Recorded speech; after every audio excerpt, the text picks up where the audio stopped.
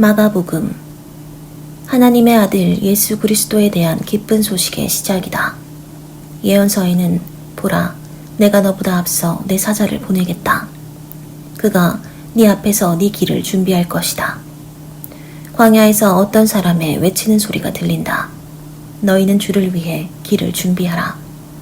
그의 길을 곧게 하라 고 쓰여있다. 이 말씀대로 세례 요한이 광야에 나타나 죄를 용서받게 하려고 회개의 세례를 전파하였다. 그러자 온 유대 지방과 예루살렘 사람이 모두 나아와 죄를 고백하고 요단강에서 요한에게 세례를 받았다. 요한은 낙타토롯을 입고 허리에 가죽띠를 띠고 메뚜기와 상구를 먹고 살았다. 그리고 그는 이렇게 외쳤다. 내 뒤에 나보다 더 능력 있는 분이 오신다. 나는 몸을 굽혀 그분의 신발끈을 풀어드릴 자격도 없다. 나는 너희에게 물로 세례를 주지만 그분은 성령으로 세례를 주실 것이다. 그 무렵 예수님이 갈릴리 나사렛에서 요단강으로 오셔서 요한에게 세례를 받으셨다. 예수님은 물에서 올라오시는 순간 하늘이 열리고 성령님이 비둘기같이 자기에게 내리시는 것을 보셨다. 그러자 하늘에서 너는 내가 사랑하고 기뻐하는 내 아들이다 라는 음성이 들려왔다. 그리고 나서 즉시 성령님은 예수님을 광야로 내보내셨다. 예수님이 거기서 40일 동안 사탄에게 시험을 받으며 들짐승과 함께 지내시자 천사들이 시중들었다. 요한이 잡힌 후 예수님은 갈릴리로 가셔서 하나님의 기쁜 소식을 전파하시며 드디어 때가 왔다. 하나님의 나라가 가까웠으니 회개하고 기쁜 소식을 믿어라 하고 말씀하셨다. 예수님은 갈릴리 바닷가를 지나가시다가 그물을 던져 고기 잡는 어부 시몬과 그의 형제 안드레를 보셨다. 예수님이 그들에게 나를 따라오너라. 내가 너희를 사람 낚는 어부가 되게 하겠다 하시자 그들은 곧 그물을 버려두고 예수님을 따랐다. 예수님은 좀 더 가시다가 세베대의 두 아들 야고보와 요한이 배에서 그물을 손질하는 것을 보시고 즉시 부르셨다. 그러자 그들은 자기들의 아버지 세베대와 일꾼들을 배에 남겨둔 채 예수님을 따라 나섰다. 그들 일행은 가버나움으로 갔다. 곧 안식일이 되어 예수님은 회당에 들어가 가르치셨다. 그의 가르침이 율법학자들과는 달리 권위가 있으므로 사람들은 놀라지 않을 수 없었다. 마침 그 회당에 더러운 귀신 들린 사람 하나가 있었다. 그가 큰 소리로 나사렛 예수님, 우리가 당신과 무슨 상관이 있습니까? 우리를 없애려고 오셨습니까? 나는 당신이 하나님의 거룩한 아들임을 압니다. 하고 외쳤다. 예수님이 그를 꾸짖으며 떠들지 말고 그 사람에게서 나오너라 하시자 더러운 귀신은 그 사람에게 발작을 일으켜 놓고 큰 소리를 지르며 나왔다. 이 광경을 본 사람들이 모두 놀라 이게 어떻게 된 일이냐? 정말 권위 있는 새로운 가르침이다. 더러운 귀신들도 그 명령에 복종하는군 하며 서로 이야기하였다. 그래서 곧 예수님의 소문이 갈릴리 온 지방에 널리 퍼졌다. 예수님은 회당을 떠나 야고보와 요한을 데리고 시몬과 안드레의 집으로 들어가셨다. 이때 시몬의 장모가 열병으로 누워 있었다. 사람들이 이 일을 예수님께 말씀드리자 예수님은 가셔서 그녀의 손을 잡아 일으키셨다. 그러자 즉시 열병이 떠나고 시몬의 장모는 예수님의 일행에게 시중을 들었다. 날이 저물었을 때 사람들이 병들고 귀신 들린 사람들을 모두 예수님께 데려왔다. 그리고 온 마을 사람들도 문 앞에 모여들었다. 그래서 예수님은 갖가지 병으로 고생하는 많은 사람들을 고쳐주시고 귀신들을 쫓아내셨다. 그러나 예수님은 귀신들이 자기를 잘 알기 때문에 귀신들이 말하는 것을 허락하지 않으셨다. 이른 새벽 예수님은 일어나 외딴 곳에 가서 기도하고 계셨다. 예수님을 찾아다니던 시몬과 그 일행은 예수님을 만나자 모든 사람이 주님을 찾고 있습니다 하고 말하였다. 예수님은 그들에게 가까운 이웃 마을에도 가서 전도하자. 나는 이 일을 하려고 왔다 하시고 온 갈릴리를 다니시며 회당에서 전도하고 귀신들을 쫓아내셨다. 한 문둥병자가 예수님께 와서 무릎을 꿇고 주님께서 원하시면 저를 깨끗이 고치실 수 있습니다 하였다. 예수님이 불쌍히 여겨 그에게 손을 대시며 내가 원한다. 깨끗이 나아라. 하고 말씀하시자 즉시 그의 문둥병이 나았다. 예수님은 곧 그를 보내시며 엄하게 타일렀다. 너는 아무에게도 이 일을 말하지 말고 제사장에게 가서 네 몸을 보이고 모세가 명령한 예물을 드려 네가 깨끗해진 것을 사람들에게 증거하여라. 그러나 그는 나가서 이 일을 마구 퍼뜨렸다. 그래서 예수님은 더 이상 드러나게 마을로 들어가실 수가 없어서 외딴 곳에 가 계셨다. 그러나 사람들은 계속 여기저기서 모여들었다. 며칠 후 예수님은 다시 가버나움으로 돌아오셨다. 예수님이 집에 계신다는 소문이 퍼지자 많은 사람들이 모여들어 문 앞까지 꽉 차서 발 들여놓을 틈도 없었고 예수님은 그들에게 하나님의 말씀을 전하고 계셨다. 이때 4사람이 한 중풍병자를 메고 예수님께 왔다. 그러나 사람들이 너무 많아 그를 예수님께 데려갈 수가 없어서 그분이 계신 곳에 지붕을 뜯어 병자가 누워있는 들것을 달아내렸다. 예수님은 그들의 믿음을 보시고 중풍병자에게 얘야, 네 죄는 용서받았다 하고 말씀하셨다. 그러자 거기에 앉아있던 몇몇 율법학자들은 속으로 이 사람이 어째서 이런 말을 하는가? 하나님을 모독하는 말이다. 하나님 한 분 외에 누가 죄를 용서할 수 있단 말인가? 하고 생각하였다. 예수님은 즉시 그들의 생각을 아시고 왜 그런 생각을 하느냐? 중풍병자에게 네 죄는 용서받았다 하는 말과 일어나 네 침구를 들고 걸어가라 하는 말 중에 어느 것이 더 쉽겠느냐? 이 땅에서 죄를 용서하는 특권이 내게 있다는 것을 보여주겠다 하시고 중풍병자에게 내가 너에게 말한다. 일어나 침구를 가지고 집으로 돌아가거라 하고 말씀하셨다. 그러자 그는 곧 일어나 모든 사람들이 지켜보는 앞에서 침구를 걷어가지고 걸어나갔다. 사람들은 이것을 보고 모두 놀라 이런 일은 처음 보았다 하면서 하나님을 찬양하였다. 예수님이 다시 바닷가로 나가시자 많은 군중이 뒤따라와서 예수님은 그들을 가르치셨다. 그런 다음 길을 가시다가 알페오의 아들 레위가 세간에 있는 것을 보시고 나를 따라오너라 하시자 그는 일어나 예수님을 따랐다. 예수님은 레위의 초대를 받고 그의 집에 가서 식사를 하시게 되었다. 예수님을 따르던 많은 세무원과 죄인들도 자리를 같이 하였다. 이것을 본 바리새파의 율법학자들이 예수님의 제자들에게 어째서 당신들의 선생은 세무원이나 죄인들과 함께 식사하시오 하고 물었다. 예수님은 그 말을 들으시고 이렇게 말씀하셨다. 건강한 사람에게는 의사가 필요 없고 병든 사람에게만 의사가 필요하다. 나는 의로운 사람을 부르러 온 것이 아니라 죄인을 부르러 왔다. 요한의 제자들과 바리새파 사람들이 금식하고 있던 어느 날 사람들이 예수님께 와서 요한의 제자들과 바리새파 사람들의 제자들은 금식하는데 선생님의 제자들은 왜 금식하지 않습니까? 하고 물었다. 그래서 예수님이 그들에게 대답하셨다. 신랑의 친구들이 신랑과 함께 있는 동안에 금식할 수 있겠느냐? 그들은 신랑과 함께 있는 한 금식할 수가 없다. 그러나 신랑을 빼앗길 날이 올 것이다. 그때에는 그들이 금식할 것이다. 낡은 옷에 새 천조각을 대고 깁는 사람은 아무도 없다. 그렇게 하면 새로 기운 것이 낡은 옷을 잡아당겨 더 많이 찢어진다. 또 새 포도주를 낡은 가죽 부대에 넣는 사람도 없다. 그렇게 하면 새 포도주가 부대를 터뜨려 포도주와 부대를 다 버리게 된다. 새 포도주는 새 부대에 넣어야 한다. 어느 안식일에 예수님이 밀밭 사이로 지나가실 때 제자들이 함께 가면서 밀 이삭을 잘라 먹었다. 그러자 바리새파 사람들이 예수님께 보십시오. 저 사람들이 안식일에 해서는 안 될 짓을 하지 않습니까? 하며 트집을 잡았다. 그래서 예수님은 그들에게 이렇게 대답하셨다. 너희는 다윗이 자기 일행과 함께 먹을 것이 없어 굶주렸을 때 한 일을 읽어보지 못했느냐?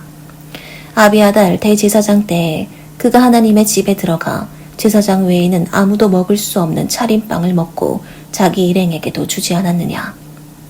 그리고서 예수님은 다시 말씀하셨다. 안식일은 사람을 위해 있는 것이지 사람이 안식일을 위해 있는 것이 아니다. 그러므로 나는 안식일에도 주인이다. 예수님이 다시 회당에 들어가셨다. 거기에 한쪽 손이 오그라든 사람이 있었다.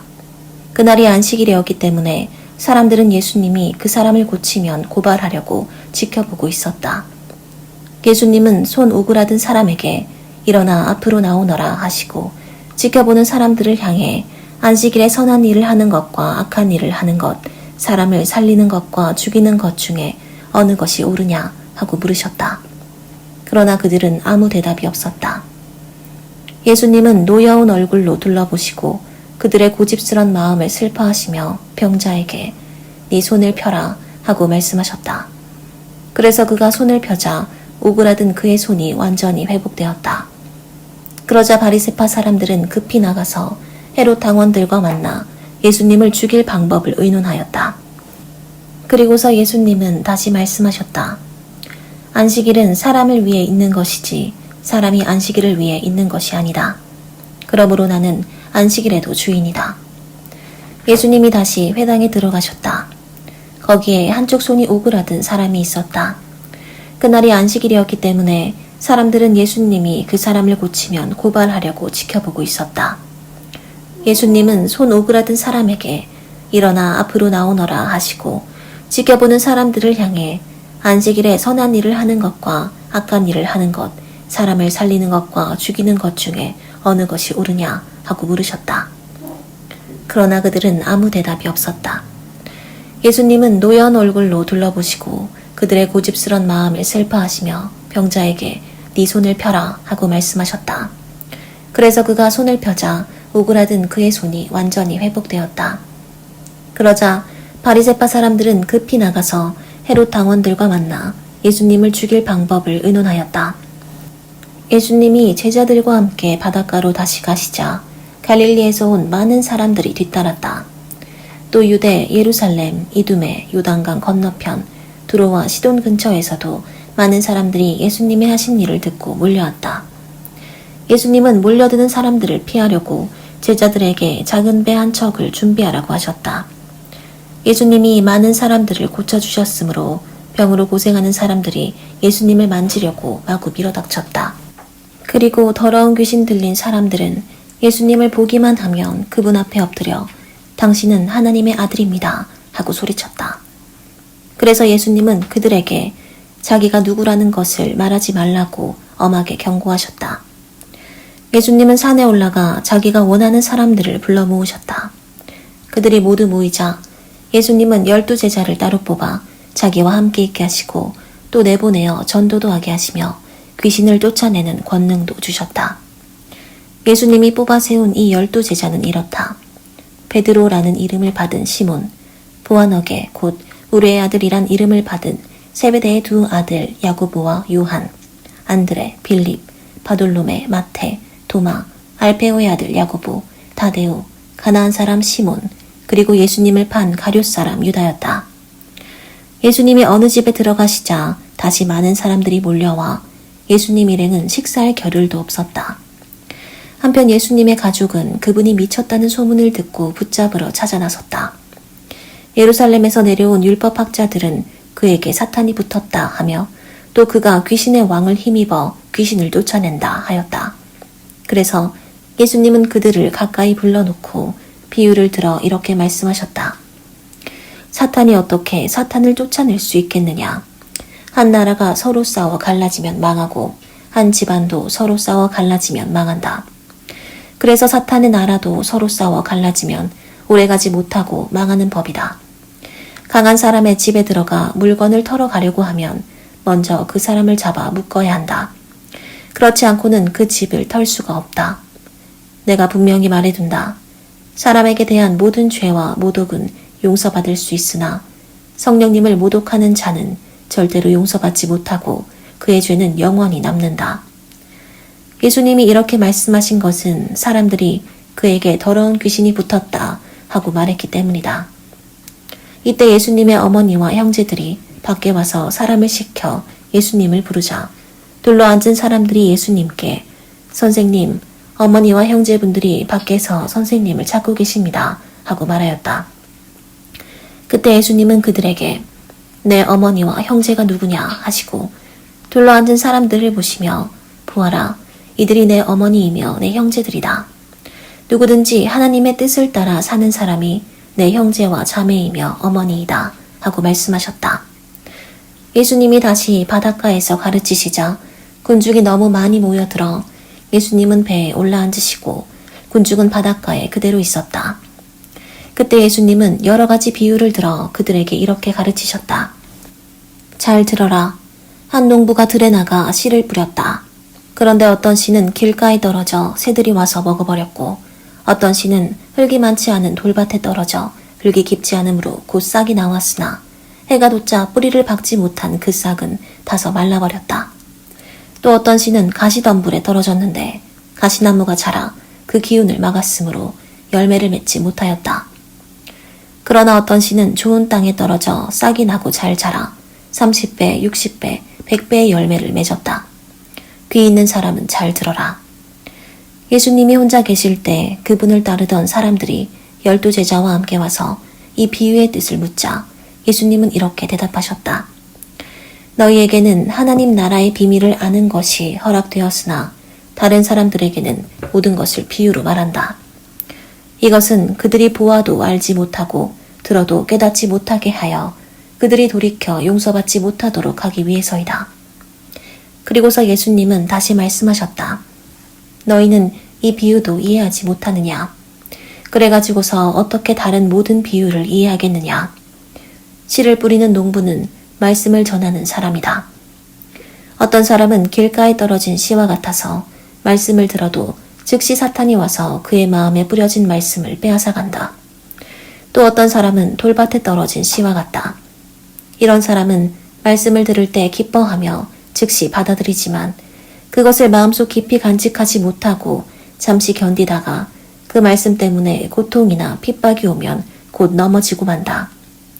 그리고 어떤 사람은 가시덤불 속에 떨어진 씨와 같아서 말씀은 듣지만 이 세상 걱정과 재물에 대한 유혹과 그 밖에 여러 가지 욕심들이 들어와서 말씀을 막아 열매를 맺지 못하게 한다. 그러나 어떤 사람은 좋은 땅에 뿌려진 씨와 같다.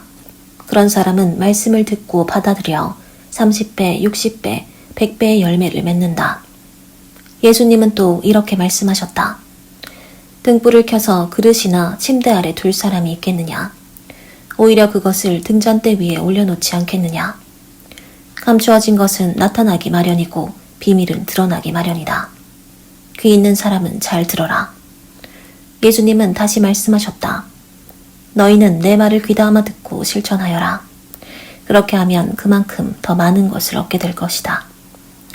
있는 사람은 더 받을 것이며 없는 사람은 있는 것마저 빼앗길 것이다. 예수님은 계속하여 말씀하셨다. 하나님의 나라는 밭에 씨를 뿌리는 농부와 같다.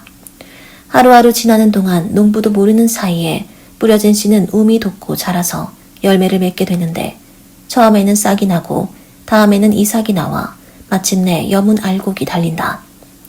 곡식이 다 익어 추수 때가 되면 농부는 낫으로 그것을 걷어들인다. 예수님은 다시 말씀하셨다. 하나님의 나라를 무엇에 비유하며 어떻게 설명할까? 하나님의 나라는 겨자씨 한 알과 같다. 그것이 땅에 심길 때는 씨앗 중에서 가장 작은 것이지만 심긴 후에는 모든 채소보다 더 크게 자라서 큰 가지를 늘어뜨린다. 그래서 새들이 그 그늘에 깃들이게 된다. 예수님은 이와 같은 많은 비유를 들어 그들이 알아들을 수 있는 데까지 가르치셨다. 그러나 비유가 아니고는 그들에게 말씀하지 않으셨으며 제자들에게는 모든 것을 따로 설명해 주셨다. 그날 저녁에 예수님이 제자들에게 바다 저편으로 건너가자 하고 말씀하셨다. 그래서 제자들은 군중을 남겨두고 예수님이 타신 배로 함께 떠났고 다른 배들도 따라갔다. 그런데 갑자기 큰 폭풍이 휘몰아치고 파도가 덮쳐 배가 침몰하게 되었다. 그러나 예수님은 배의 뒷부분에서 베개를 베고 주무시고 계셨다. 제자들은 예수님을 깨우며 선생님, 우리가 죽게 되었는데도 모른 척 하십니까? 하고 소리쳤다. 예수님이 일어나 바람을 꾸짖으시며 바다를 향해 잔잔하라, 고요하라 하시자 바람이 멎고 바다는 아주 잔잔해졌다. 그리고 나서 예수님은 제자들에게 왜 그렇게 무서워하느냐? 너희가 아직도 나를 믿지 못하느냐? 하고 말씀하셨다. 제자들은 몹시 두려워하며 도대체 이분이 누구시기에 바람과 바다도 복종하는가 하고 서로 수군거렸다. 예수님의 일행은 바다 건너편 거라사 지방에 이르렀다. 예수님이 배에서 내리시자 귀신 들린 사람이 무덤 사이에서 나와 예수님과 마주치게 되었다. 그는 공동묘지에서 살고 있었는데 아무도 그를 묶어둘 수가 없고 쇠사슬마저 소용이 없었다. 그는 여러 번 쇠고랑과 쇠사슬에 묶였으나 그것들을 끊고 부수어 아무도 그의 힘을 당해내지 못하였다. 그는 밤낮 공동묘지와 산속을 돌아다니며 소리 지르고 돌로 제 몸을 해치곤 하였다. 그가 멀리서 예수님을 보고 뛰어와 절하며 큰 소리로 가장 높으신 하나님의 아들 예수님, 내가 당신과 무슨 상관이 있습니까? 부탁드립니다. 제발 나를 괴롭히지 마십시오 하고 외쳤다. 이것은 예수님이 그에게 더러운 귀신아 그 사람에게서 나오너라 하고 명령하셨기 때문이었다. 예수님이 그에게 네 이름이 무엇이냐 하고 물으시자 그는 군대입니다. 우리 수가 많기 때문입니다 하고 대답하였다. 그리고 그는 자기들을 그 지방에서 쫓아내지 말아달라고 간청하였다. 마침 그곳 산기슭에 많은 돼지떼가 풀을 먹고 있었다. 귀신들은 예수님께 우리를 돼지떼에게 보내 그 속에 들어가게 해주십시오 하고 간청하였다. 예수님이 허락하시자 더러운 귀신들이 나와 돼지떼 속으로 들어갔는데 거의 2,000마리나 되는 돼지떼가 가파른 비탈로 내리달려 바다에 빠져 죽고 말았다. 돼지를 치던 자들이 도망하여 읍내와 촌에 이 일을 말하자 사람들이 일어난 일을 보려고 모여들었다. 그들은 전에 군대 귀신 들렸던 사람이 옷을 입고 맑은 정신으로 예수님 앞에 앉아있는 것을 보고 두려워하였다. 그 일을 지켜본 사람들이 귀신 들렸던 사람과 돼지떼에게 일어난 일을 그들에게 이야기해주자 그들이 예수님께 그 지방을 떠나달라고 간청하였다. 예수님이 배에 오르실 때 귀신 들렸던 사람이 같이 가게 해달라고 간청하였으나 예수님은 허락하지 않으시고 그에게 어서 집으로 돌아가 주님께서 행하신 큰 일과 어떻게 너를 불쌍히 여기셨는가를 가족에게 알려라 하고 말씀하셨다. 그가 곧 가서 예수님이 자기에게 행하신 큰 일을 데가볼리 지방에 알리자 듣는 사람들이 모두 신기하게 여겼다. 예수님은 배를 타고 다시 건너편으로 돌아오셨다. 많은 군중들이 바닷가에 계시는 예수님께 모여들었다. 그때 야이로라는 회당장이 와서 예수님의 발 앞에 엎드려 제 어린 딸이 죽어갑니다. 제발 오셔서 손을 얹어 살려주십시오 하고 간청하였다. 예수님이 그를 따라가시자 많은 사람들이 뒤따라가며 밀어닥쳤다. 군중 가운데 12년 동안 피를 흘리며 앓던 한 여자가 있었다. 그녀는 많은 의사들을 찾아다니며 치료를 받느라고 무척 고생하였고 있던 재산도 다 허비하였으나 나아지기는커녕 오히려 병만 더 악화되었다. 마침 그녀는 예수님의 소문을 듣고 군중 틈에 기어가다가 뒤에서 예수님의 옷자락을 만졌다. 그 여자는 예수님의 옷만 만져도 자기 병이 나을 것이라고 생각했던 것이다. 예수님의 옷자락을 만지는 순간 즉시 피가 멎었고 그녀는 병이 나은 것을 느꼈다. 예수님은 곧 능력이 자기에게서 나간 것을 아시고 돌아보시며 누가 내 옷을 만졌느냐 하고 물으셨다. 그러자 제자들이 예수님께 군중이 이렇게 밀어닥치는 것을 보시면서 누가 만졌느냐고 물으십니까? 하고 말하였다. 그러나 누가 옷을 만졌는지 알아보려고 예수님이 둘러보시자 그 여자는 자기에게 일어난 일을 알고 두려워 떨며 예수님 앞에 와서 엎드려 사실대로 말하였다. 그래서 예수님은 그 여자에게 딸아, 네 믿음이 너를 낫게 하였다. 평안히 가거라. 그리고 질병에서 해방되어 건강하여라 하고 말씀하셨다. 예수님이 아직 말씀하고 계실 때 회당장의 집에서 온 사람들이 따님이 죽었습니다. 어째서 선생님을 더 괴롭히십니까? 하였다. 예수님은 곁에서 그 말을 들으시고 회당장에게 두려워 말고 믿기만 하라 하셨다. 예수님은 베드로와 야고보와 그의 동생 요한 외에는 아무도 따라오지 못하게 하시고 그들과 함께 회당장의 집으로 갔다. 웅성거리는 가운데 사람들이 울며 몹시 통곡하는 것을 보시고 예수님은 안으로 들어가 어째서 소람스럽게 우느냐? 그 아이는 죽은 것이 아니라 자고 있다 하고 말씀하셨다. 그러나 그들은 예수님을 비웃었다. 예수님은 사람들을 다 내보낸 후 소녀의 부모와 데리고 간 제자들과 함께 소녀가 있는 방에 들어가셨다. 예수님은 소녀의 손을 잡고 달리다굼 하셨는데 이 말은 소녀야, 내가 너에게 말한다. 일어나라 는 뜻이었다. 그러자 12살 된 그 소녀는 곧 일어나 걸어다녔다. 이것을 지켜본 사람들은 너무 놀라 정신이 하나도 없었다. 예수님은 이 일을 아무에게도 알리지 못하게 단단히 주의시킨 후 소녀에게 먹을 것을 주라고 하셨다. 예수님이 그곳을 떠나 고향으로 가시자 제자들도 따라갔다. 안식일이 되어 예수님은 회당에서 가르치셨다. 많은 사람들이 듣고 놀라며 이렇게 말하였다. 저 사람이 이 모든 것을 어디서 얻었을까?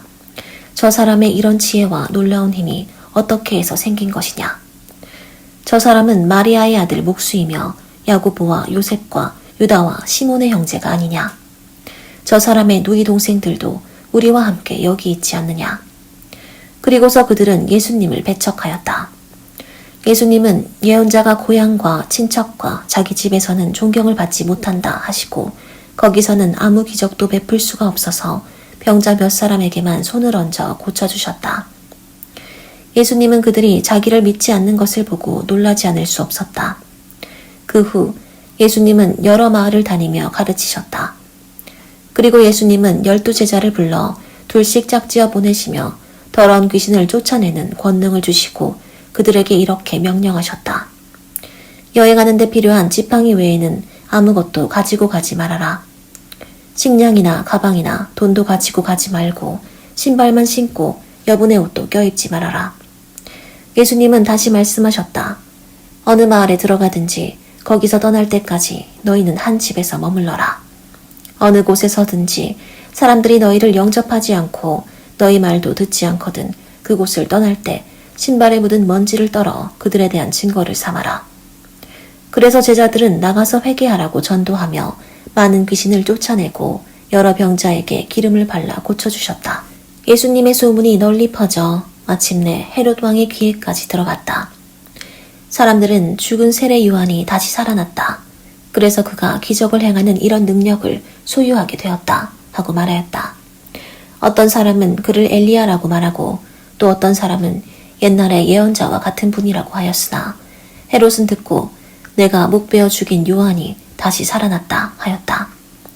헤롯은 전에 자기 동생 빌립의 아내 헤로디아와 결혼한 일로 요한을 잡아 가둔 일이 있었다. 그것은 요한이 헤롯에게 동생의 아내와 결혼한 것은 잘못입니다 하고 말했기 때문이었다. 그래서 헤로디아는 요한에게 앙심을 품고 그를 죽이려 하였으나 헤롯이 요한을 의롭고 거룩한 사람으로 여겨 두려워하며 보호하기 때문에 뜻을 이루지 못하였다. 헤롯은 요한의 말을 들을 때 몹시 괴로워하면서도 그의 말을 즐겨 듣곤 하였다. 마침 헤로디아에게 좋은 기회가 왔다. 헤롯이 자기 생일날에 고관들과 고위 군 지휘관들과 갈릴리의 귀빈들을 초대하여 잔치를 베풀었다. 그 자리에 헤로디아의 딸이 들어와 춤을 춰서 헤롯과 참석한 손님들을 즐겁게 하자 왕은 소녀에게 네 소원이 무엇인지 말해보아라. 내 나라의 절반이라도 주겠다 하고 약속하였다. 소녀가 나가서 자기 어머니에게 무엇을 요구할까요? 하고 묻자 그녀는 세례 요한의 머리를 달라고 하여라 하고 대답하였다. 그래서 소녀는 급히 왕에게 가서 세례 요한의 머리를 쟁반에 담아 지금 곧 제게 주십시오 하였다. 왕은 몹시 괴로워하면서도 자기가 한 약속과 잔치 자리에 앉아있는 손님들 때문에 소녀의 요구를 거절하고 싶지 않았다. 왕이 즉시 사형 집행인을 보내며 요한의 목을 베어오라고 명령하자 그는 감옥에 가서 요한의 목을 베어 그 머리를 쟁반에 담아다가 소녀에게 주었으며 소녀는 그것을 자기 어머니에게 갖다 주었다. 요한의 제자들은 이 소식을 듣고 시체를 가져다가 장사하였다. 한편 사도들이 돌아와 자기들이 행하고 가르친 모든 일을 예수님께 보고하였다. 그때 예수님은 그들에게 외딴 곳으로 같이 가서 잠시 쉬도록 하자 하고 말씀하셨다. 이것은 오고 가는 사람이 너무 많아 식사할 겨를도 없었기 때문이었다. 그래서 예수님의 일행은 배를 타고 조용한 곳으로 떠났다. 그러나 그들이 떠나는 것을 본 많은 사람들이 예수님의 일행인 줄 알고 여러 마을에서 나와 육로로 달려가 그곳에 먼저 도착하였다. 예수님은 배에서 내려 많은 군중들을 보시고 목자 없는 양과 같아서 그들을 불쌍히 여겨 많은 것을 가르치셨다. 날이 저물어가자 제자들이 예수님께 와서 말하였다. 이곳은 벌판인 데다가 날도 이미 저물었습니다. 사람들을 가까운 마을로 보내 각자 음식을 사 먹게 하십시오. 너희가 저들에게 먹을 것을 주어라. 우리가 가서 200데나리온이나 들여 빵을 사다가 먹이란 말씀입니까? 너희가 가진 빵이 몇 개나 되는지 가서 알아보고 오너라. 그래서 제자들이 알아보니 빵 5개와 물고기 2마리 뿐이었다. 그때 예수님이 제자들에게 모든 사람을 떼지어 풀밭에 앉히라고 지시하자 그들은 100명씩 50명씩 모여 앉았다. 예수님은 빵 5개와 물고기 2마리를 받아들고 하늘을 우러러 감사 기도를 드리신 다음 빵을 떼어서 제자들에게 주시며 사람들 앞에 갖다 놓게 하였다. 그리고 물고기 2마리도 모든 사람들에게 나누어 주셨다. 그래서 그들은 모두 실컷 먹고 남은 빵과 물고기 조각을 12광줄이나 거뒀으며 먹은 사람은 남자만 약 5,000명이었다.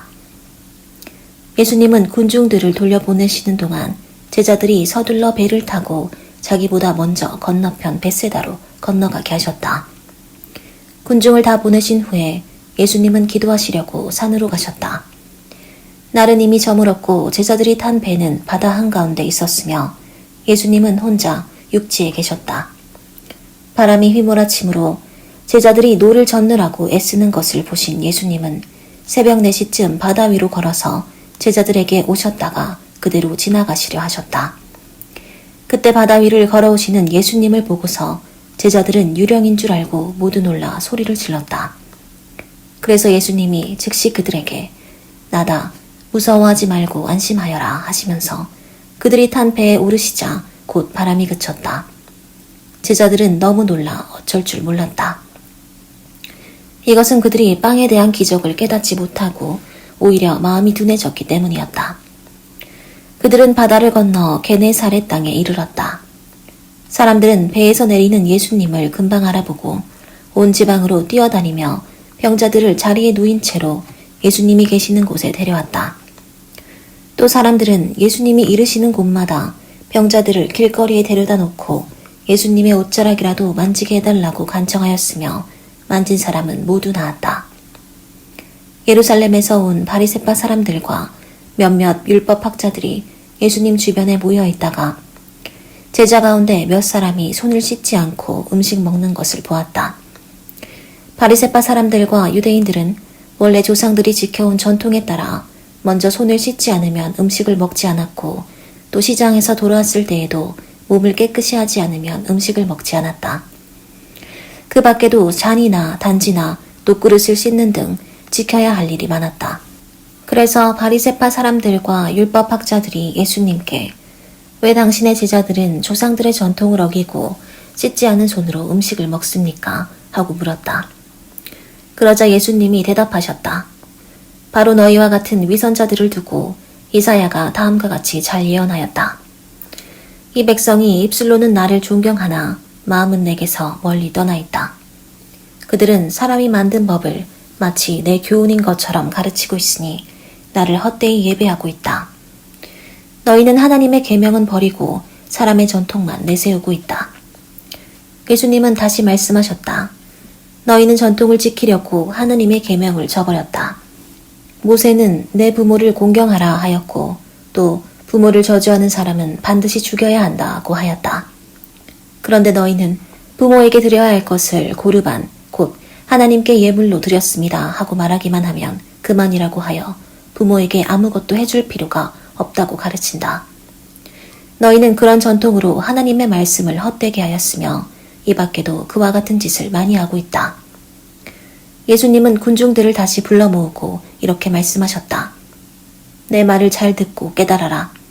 밖에서 사람에게 들어가는 것이 사람을 더럽히는 것이 아니라 사람에게서 나오는 것이 사람을 더럽힌다. 예수님이 군중을 떠나 집에 들어가셨을 때 제자들이 그 비유의 뜻을 물었다. 그래서 예수님이 그들에게 말씀하셨다. 너희도 아직 깨닫지 못하느냐? 밖에서 들어가는 것은 아무것도 사람을 더럽힐 수 없다는 것을 모르느냐. 그것은 사람의 마음에 들어가지 않고 뱃속을 거쳐 몸 밖으로 빠져나가기 때문이다. 그렇게 해서 예수님은 모든 음식을 깨끗하다고 선언하셨다. 그리고서 예수님은 말씀을 계속하셨다. 사람의 마음 속에서 나오는 것이 사람을 더럽힌다. 거기서부터 악한 생각, 음란, 도둑질, 살인, 간음, 지나친 욕심, 악독, 속임수, 방탕, 시기, 중상모략, 교만, 어리석음이 나온다. 이런 것들이 다 속에서 나와 사람을 더럽힌다. 예수님은 갈릴리를 떠나 두로와 시돈 지방으로 가셨다. 그리고 어느 집에 들어가 아무도 모르게 계시를 하였으나 곧 알려지고 말았다. 더러운 귀신 들린 어린 딸을 가진 한 여자가 예수님의 소문을 듣고 즉시 와서 예수님의 발 앞에 엎드렸다. 그녀는 수로베니게 태생의 그리스 사람인데 자기 딸에게 들린 귀신을 내쫓아 달라고 예수님께 간청하였다. 그래서 예수님이 그 여자에게 말씀하셨다. 먼저 자녀들이 배불리 먹어야 한다. 자녀들의 빵을 빼앗아 개에게 던지는 것은 옳지 않다. 주님, 맞습니다. 그러나 상 아래 있는 개도 아이들이 떨어뜨린 부스러기를 먹습니다. 네 말이 옳다. 이제 너는 돌아가거라. 이미 귀신이 네 딸에게서 나갔다. 그래서 그 여자가 집에 돌아가 보니 귀신은 이미 나가고 어린 딸은 침대에 누워 있었다. 예수님은 두로 지방에서 나와 시돈과 데가볼리 지방을 거쳐 갈릴리 바닷가로 돌아오셨다. 그때 사람들이 귀먹은 반 벙어리 한 사람을 예수님께 데리고 와서 손을 얹어달라고 간청하였다. 예수님은 그 사람을 따로 데리고 가서 손가락을 그의 두 귀에 넣고 또 손가락에 침을 뱉어 그의 혀를 만지셨다. 그리고서 예수님은 하늘을 우러러 보시고 한숨을 쉬시며 에바다 하고 외치셨다. 이것은 열려라는 뜻이었다. 그러자 곧 그의 귀가 열리고 혀가 풀려 제대로 말을 하게 되었다. 예수님은 이 일을 아무에게도 알리지 못하게 하셨으나 그럴수록 사람들은 소문을 널리 퍼뜨렸다. 사람들은 다 놀라 참 굉장한 일이다. 귀머거리를 듣게 하고 벙어리를 말하게 하다니 하고 감탄하였다. 그 무렵 또 다른 군중이 많이 모여들었으나 먹을 것이 없으므로 예수님은 제자들을 불러 이렇게 말씀하셨다. 이 사람들이 나와 함께 있은 지가 벌써 3일이 되었는데 먹을 것이 없으니 가엾구나. 이들 가운데는 먼 데서 온 사람들도 있으니 만일 굶겨보낸다면 길에서 쓰러질 것이다. 이런 벌판에서 이 사람들을 배불리 먹일 만한 빵을 어디서 구할 수 있겠습니까? 너희에게 빵이 얼마나 있느냐? 7개 있습니다. 예수님은 군중들을 땅에 앉히시고 빵 7개를 가지고 감사 기도를 드리신 다음 떼어서 제자들에게 주시며 사람들 앞에 갖다 놓게 하셨다. 그들에게는 또 작은 물고기 몇 마리도 있었다. 예수님은 그것도 받아 감사 기도를 드리고 제자들을 시켜 사람들에게 나누어 주도록 하셨다. 그래서 그들은 모두 실컷 먹고 남은 조각을 7광술이나 거뒀으며 먹은 사람은 약 4,000명이었다. 예수님은 그들을 돌려보내시고 즉시 제자들과 함께 배를 타고 달마누다 지방으로 가셨다. 바리새파 사람들이 와서 예수님과 논쟁을 하기 시작했다. 그들은 예수님을 시험하려고 하늘에서 오는 기적을 요구하였다. 그래서 예수님은 마음속 깊이 탄식하시며 왜 이 세대가 기적을 요구하는가? 내가 분명히 말하지만 이 세대에 그런 기적은 보여주지 않겠다 하고 말씀하셨다. 그리고서 예수님은 그들을 떠나 다시 배를 타고 건너편으로 가셨다. 제자들이 깜빡 잊고 빵을 가져오지 않아서 배 안에는 빵이 1개밖에 없었다. 예수님이 제자들에게 바리새파 사람들의 누룩과 헤롯의 누룩을 조심하라 하고 말씀하시자 제자들은 우리에게 빵이 없어 그러시는구나 하며 서로 수군거렸다. 예수님은 그들이 수군거리는 것을 아시고 말씀하셨다. 왜 빵이 없다고 서로 의논하느냐? 너희가 아직 알지도 못하고 깨닫지도 못하느냐? 너희 마음이 그처럼 둔하냐? 너희는 눈을 가지고도 보지 못하고 귀를 가지고도 듣지 못하느냐? 너희는 그렇게도 기억하지 못하느냐? 내가 빵 5개로 5,000명을 먹였을 때 남은 조각을 몇 광줄이나 거뒀느냐? 그때 제자들이 12광줄이입니다 하고 대답하자 예수님은 다시 물었다. 또 빵 7개로 4,000명을 먹였을 때 남은 조각을 몇 광줄이나 거뒀느냐? 7광줄이입니다. 그래서 예수님은 제자들에게 너희는 아직도 깨닫지 못하느냐? 하고 말씀하셨다. 예수님의 일행이 베세다에 이르자 사람들이 한 소경을 데리고 와서 예수님께 고쳐달라고 간청하였다. 예수님은 그의 손을 잡고 마을 밖으로 데리고 나가서 그의 두 눈에 침을 뱉고 손을 얹으며 뭐가 좀 보이느냐 하고 물었다. 그러자 소경은 두리번거리다가 예, 사람이 보이긴 합니다만 나무가 걸어다니는 것 같습니다 하고 대답하였다. 예수님이 다시 그의 눈에 손을 대시자 그가 눈이 열려 모든 것을 똑똑히 보게 되었다. 예수님은 그를 집으로 보내시며 마을에는 들어가지 말라고 주의시켰다. 예수님은 제자들과 함께 가이사랴 빌립보 지방의 여러 마을로 가시게 되었다. 가는 도중에 예수님이 제자들에게 사람들이 나를 누구라고 하느냐 하고 물었다.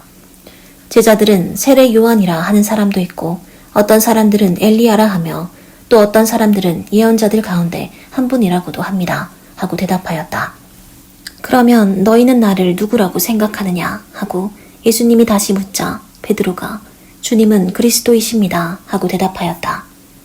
그때 예수님은 자기에 관한 일을 아무에게도 말하지 말라고 제자들에게 단단히 주의시켰다. 예수님은 자기가 장로들과 대제사장들과 율법학자들에게 많은 고난을 받고 죽임을 당했다가 3일 만에 다시 살아나야 할 것을 비로소 제자들에게 밝히기 시작하셨다. 예수님이 분명하게 이 말씀을 하시자 베드로가 예수님을 붙들고 그럴 수 없다고 말렸다. 그러나 예수님은 제자들을 돌아보시며 베드로에게 사탄아 썩 물러가거라.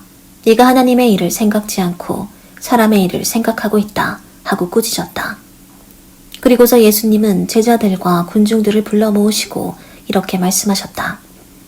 누구든지 나를 따라오려거든 자기를 버리고 제 십자가를 지고 나를 따르라. 자기 생명을 구하고자 하는 사람은 잃을 것이며 나와 복음을 위해 자기 생명을 버리는 사람은 얻을 것이다. 사람이 온 세상을 얻고도 자기 생명을 잃으면 무슨 유익이 있겠느냐? 사람이 자기 생명을 무엇과 바꿀 수 있겠느냐? 누구든지 이 음란하고 죄 많은 세대에서 나와 내 말을 부끄러워하면 나도 아버지의 영광으로 거룩한 천사들과 함께 올 때 그를 부끄러워할 것이다. 그리고서 예수님은 다시 말씀하셨다. 내가 분명히 말해둔다. 여기 서 있는 사람들 가운데 죽기 전에 하나님의 나라가 권능으로 오는 것을 볼 사람들도 있을 것이다.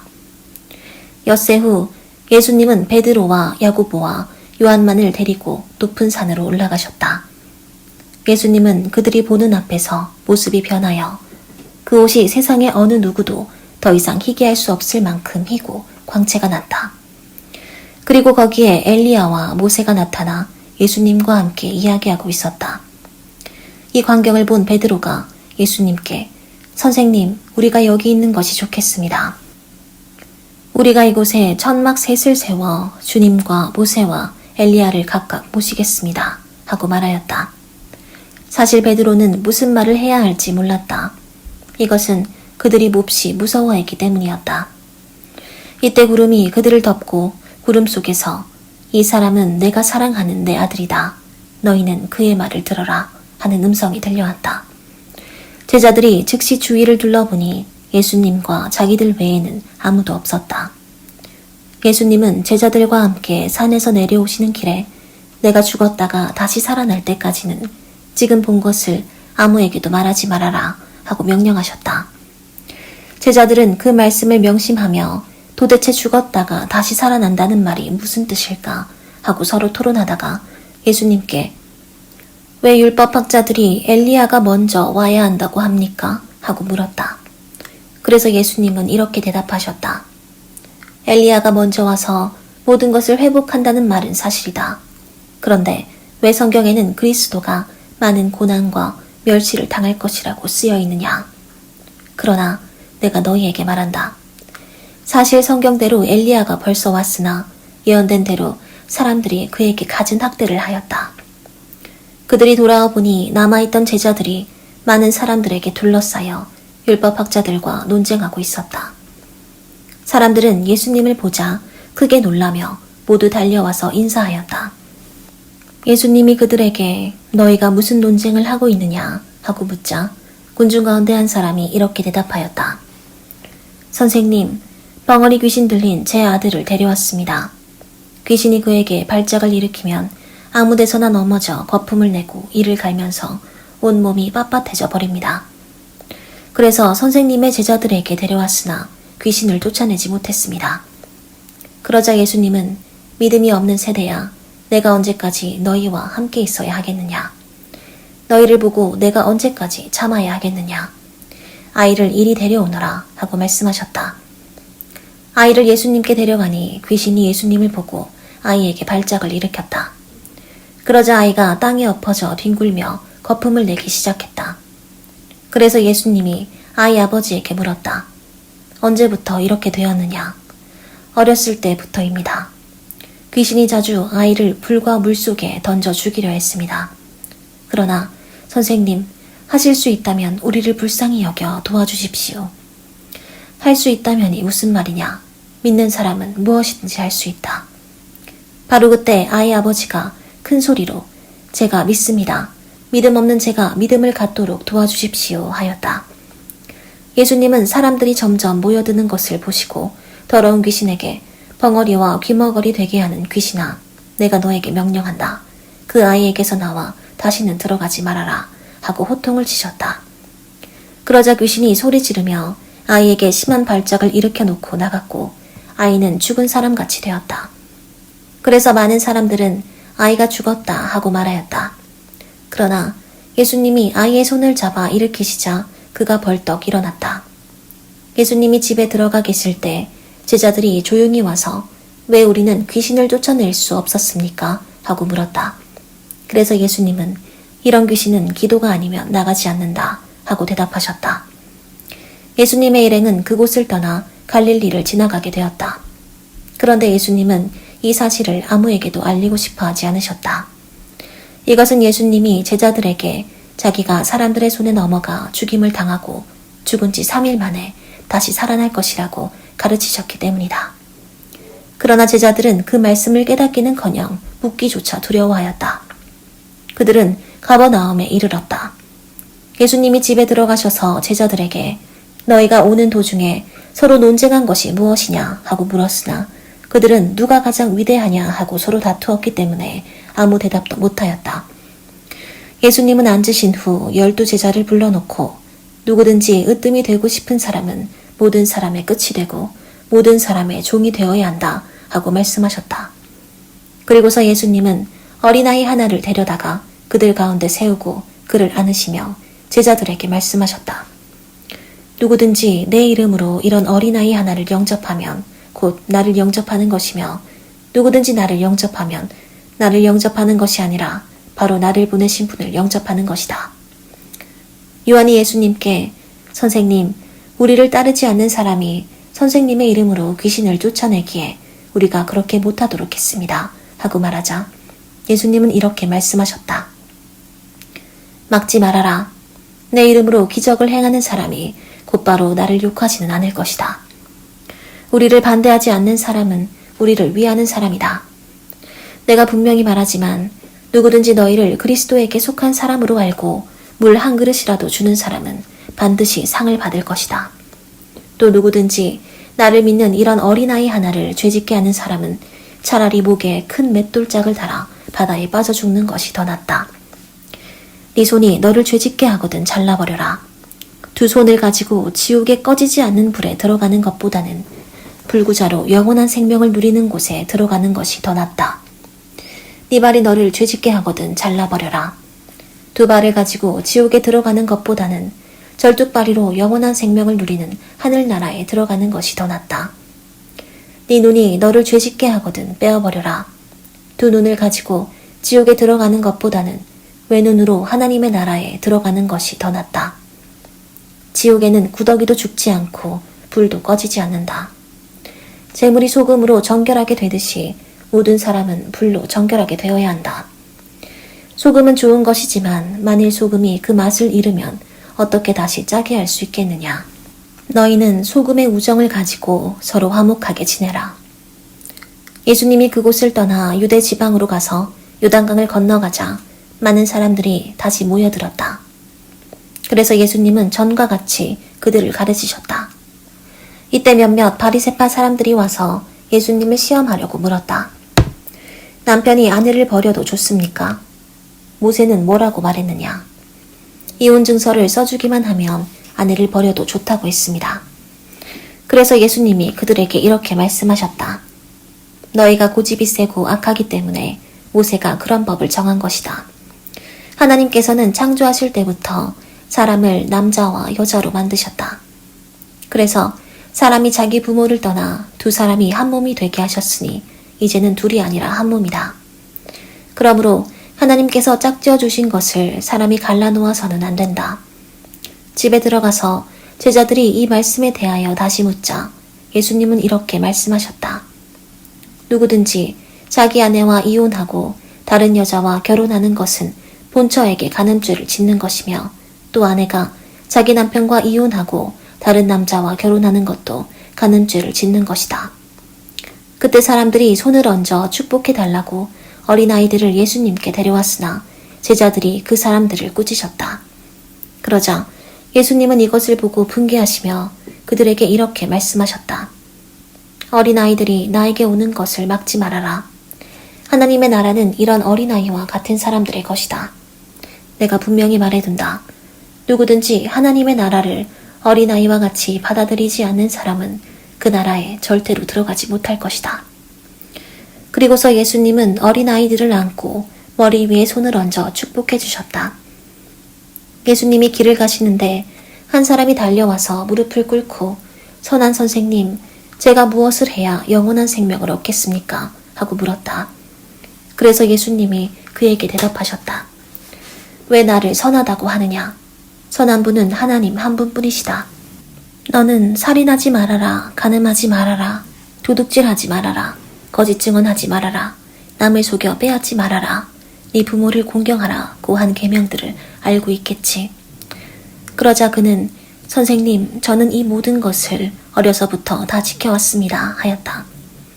그때 예수님이 사랑하는 마음으로 그를 바라보시며 말씀하셨다. 너에게 한 가지 부족한 것이 있다. 가서 네 재산을 다 팔아 가난한 사람들에게 나눠주어라. 그러면 네가 하늘에서 보물을 얻을 것이다. 그리고 와서 나를 따르라. 그러나 그는 재산이 많음으로 이 말씀을 듣고 근심하며 가버렸다.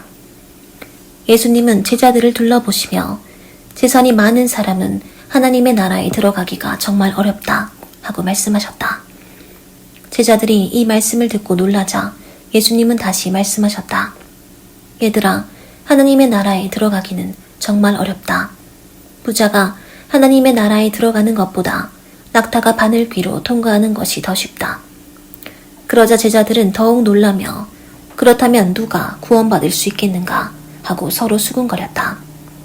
예수님은 제자들을 보시며 사람의 힘으로는 할 수 없지만 하나님께서는 다 하실 수 있다 하고 말씀하셨다. 그때 베드로가 예수님께 우리는 모든 것을 버리고 주님을 따랐습니다 하자 예수님은 이렇게 말씀하셨다. 내가 분명히 말한다. 나와 복음을 위해 집이나 형제나 자매나 부모나 자녀나 논밭을 버린 사람은 이 세상에서 그 모든 것을 100배나 받고 아울러 핍박도 받을 것이며 오는 세상에서는 영원한 생명을 얻을 것이다. 그러나 현재 앞선 사람이 뒤떨어지고 지금 뒤떨어졌다가도 앞서게 될 사람이 많을 것이다.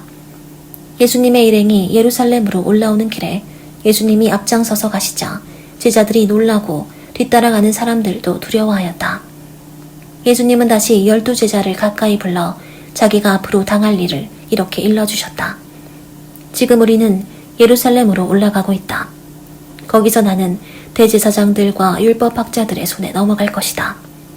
그들은 나에게 사형 선고를 내린 다음 나를 이방인들에게 넘겨줄 것이며 이방인들은 나를 조롱하고 침뱉고 채찍질하고 죽일 것이다. 그러나 나는 3일 만에 다시 살아날 것이다. 그때 세베대의 두 아들 야고보와 요한이 예수님께 와서 부탁하였다. 선생님, 저희들의 소원을 좀 들어주십시오. 너희가 원하는 것이 무엇이냐? 우리를 주님의 영광스러운 나라에서 하나는 주님의 오른편에 하나는 주님의 왼편에 앉게 해주십시오. 너희는 구하고 있는 것이 무엇인지도 모르고 있다. 내가 마셔야 할 고난의 쓴 잔을 너희가 마실 수 있으며 내가 받아야 할 세례를 너희가 받을 수 있겠느냐? 예, 할 수 있습니다. 너희는 정말 내가 마시는 잔을 마시고 내가 받는 세례를 받을 것이다. 그러나 내 오른편과 왼편에 앉는 것은 내가 정하는 것이 아니라 미리 정해진 사람들의 것이다. 듣고 있던 10 제자가 야고보와 요한에게 화를 내자 예수님이 그들을 가까이 불러 이렇게 말씀하셨다. 너희가 아는 대로 세상의 통치자들은 백성을 권력으로 지배하고 고관들은 세도를 부린다. 그러나 너희는 그럴 수 없다. 너희 중에 누구든지 크게 되고 싶은 사람은 남을 섬기는 사람이 되어야 하고 으뜸이 되고 싶은 사람은 모든 사람의 종이 되어야 한다. 나는 섬김을 받으러 온 것이 아니라 섬기러 왔으며 많은 사람의 죗값을 치르기 위해 내 생명마저 주려고 왔다.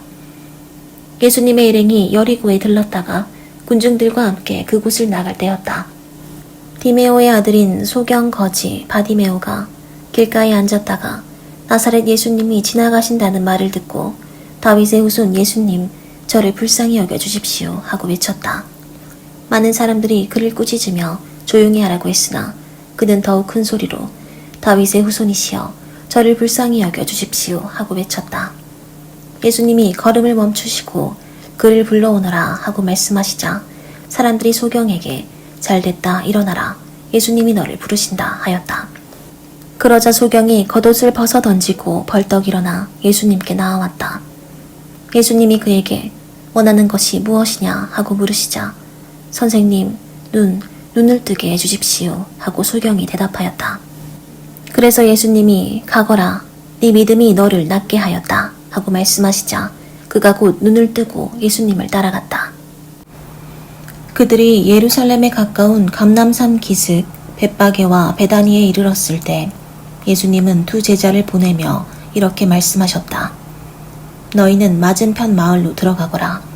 거기에 가면 아무도 타본 적이 없는 나귀 새끼 한 마리가 매어 있을 것이다. 그것을 풀어서 끌고 오너라. 누가 너희에게 왜 그러느냐고 묻거든 주님이 쓰신다고 하여라. 그러면 곧 보내줄 것이다. 그래서 그들이 가서 문 밖 길거리에 나귀 새끼가 매어 있는 것을 보고 풀자 거기 섰던 사람들이 무슨 일이오? 왜 나귀를 푸시오? 하고 물었다. 제자들이 예수님께서 일러주신 대로 대답하자 그들이 허락하였다. 제자들은 나귀 새끼를 예수님께 끌고 와서 자기들의 겉옷을 그 위에 걸쳐두었다. 예수님이 나귀에 올라타시자 많은 사람들이 겉옷을 벗어 길에 펴기도 하고 들에서 푸른 나뭇가지를 꺾어다 길에 깔기도 하였다. 그리고 예수님을 앞뒤로 에워싸고 가는 군중들은 호산나 주의 이름으로 오시는 분에게 찬양을 앞으로 올 우리 조상 다윗의 나라여 가장 높은 곳에서 호산나 하고 환호성을 올렸다. 그 길로 예루살렘에 도착하신 예수님은 성전에 들어가 모든 것을 둘러보시고 이미 날이 저물었으므로 12 제자와 함께 베다니로 나가셨다. 이튿날 그들이 베다니를 떠날 때 예수님은 시장하셨다. 약간 떨어진 곳에 마침 잎이 무성한 무화과 나무 한 그루가 있는 것을 보시고 예수님은 혹시 열매가 있는지 보려고 가셨으나 아직 무화과 철이 아니어서 잎사귀뿐이었다. 그래서 예수님은 그 나무를 향해 사람이 너에게서 다시는 열매를 따먹지 못할 것이다 하고 말씀하셨다. 그리고 제자들도 예수님이 그렇게 말씀하시는 소리를 들었다. 예루살렘에 이르시자 예수님은 성전에 들어가 거기서 매매하는 사람들을 다 쫓아내시고 돈 바꿔주는 사람들의 상과 비둘기 파는 사람들의 의자를 둘러 엎으셨다. 그리고 예수님은 아무도 물건을 가지고 성전 안으로 지나다니지 못하게 하시고 그들에게 내 성전은 모든 민족에 기도하는 집이다 라고 성경에 쓰여 있는데 너희는 이 집을 강도의 소굴로 만들었다 하고 말씀하셨다. 대제사장들과 율법학자들은 이 말을 듣고 예수님을 죽일 방법을 의논하였다. 이것은 모든 사람들이 예수님의 가르치심에 놀람으로 그들이 예수님을 두려워했기 때문이었다. 날이 저물자 예수님의 일행은 다시 성 밖으로 나갔다. 다음날 아침 그들은 길을 가다가 예수님이 저주한 무화과 나무가 뿌리째 마른 것을 보았다. 이때 베드로가 예수님의 말씀이 생각나서 선생님, 저것 좀 보십시오. 어제 저주하신 무화과 나무가 말라버렸습니다. 하자 예수님이 제자들에게 이렇게 말씀하셨다. 하나님을 믿어라. 내가 분명히 말하지만 누구든지 이 산을 향해 땅에서 들려 바다에 빠져라 하며 마음속으로 의심하지 않고 자기가 말하는 것이 반드시 이루어질 것이라고 믿으면 그대로 될 것이다. 그러므로 내가 너희에게 말한다. 너희가 기도하고 구하는 것은 무엇이든지 받은 줄로 믿어라. 그러면 그대로 될 것이다. 너희가 서서 기도할 때 어떤 사람과 서로 마음 상한 일이 있거든 용서해 주어라. 그러면 하늘에 계신 너희 아버지께서도 너희 잘못을 용서해 주실 것이다. 그러나 너희가 용서해 주지 않으면 하늘에 계신 너희 아버지께서도 너희 잘못을 용서해 주시지 않을 것이다. 그들은 다시 예루살렘에 들어갔다. 예수님이 성전들을 거니실 때 대제사장들과 율법학자들과 장로들이 와서 당신은 무슨 권한으로 이런 일을 하고 있소? 누가 당신에게 이런 권한을 주었소? 하고 따져 물었다. 그때 예수님이 대답하셨다. 나도 한 가지 묻겠는데 너희가 대답하면 내가 무슨 권한으로 이런 일을 하는지 말하겠다. 요한의 세례가 하나님에게서 왔느냐 아니면 사람에게서 왔느냐 말해보아라. 그러자 그들은 만일 하나님에게서 왔다고 하면 왜 그를 믿지 않았느냐 할 것이고 그렇다고 사람에게서 왔다고 하자니 모든 사람들이 요한을 예언자로 여기고 있으므로 백성들이 두렵다 하고 서로 의논하다가 우리는 모르겠소 하고 대답하였다. 그래서 예수님은 그들에게 나도 무슨 권한으로 이런 일을 하는지 말하지 않겠다 하고 말씀하셨다. 그리고서 예수님은 비유를 들어 그들에게 말씀하셨다. 어떤 사람이 포도원을 만들고 둘레에 울타리를 치고 포도즙 틀을 놓을 구덩이를 파고 망대를 세운 후 농부들에게 세를 주고 멀리 여행을 떠났다.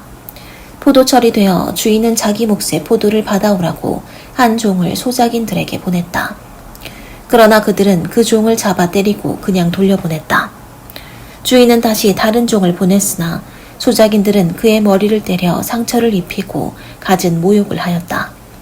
주인이 또 다른 종을 보냈으나 그들은 그 종을 죽여버렸다. 주인이 더 많은 종들을 보냈지만 소작인들은 그들을 때리고 더러는 죽이기까지 하였다. 주인에게는 이제 보낼 사람이 하나밖에 없었는데 그는 바로 자기가 사랑하는 아들이었다.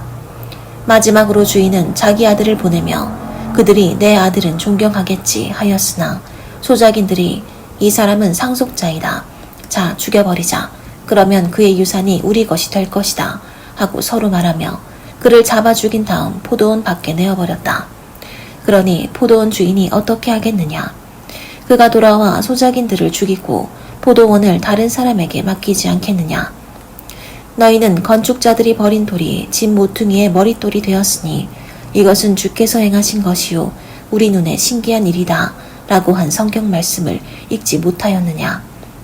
대제사장들과 율법학자들과 장로들은 이 비유가 자기들을 가리켜 한 말인 줄 알고 예수님을 잡으려고 했으나 군중들이 두려워 예수님을 잡지 못하고 그냥 가버렸다. 그들은 어떻게 해서든지 구실을 붙여 예수님을 잡으려고 바리새파 사람들과 헤롯 당원 중 몇 사람을 예수님께 보내 물어보게 하였다. 선생님, 우리가 알기에 선생님은 진실하셔서 사람의 겉모양을 보지 않으시고 진리대로 하나님의 교훈을 가르치시기 때문에 누구에게도 거리낌이 없으십니다. 그런데 로마 황제에게 세금을 바치는 것이 옳습니까? 옳지 않습니까? 우리가 바쳐야 합니까? 바치지 말아야 합니까? 그러나 예수님은 그들의 위선을 아시고 왜 나를 시험하느냐? 데나리온 하나를 가져와 내게 보여라 하고 말씀하셨다.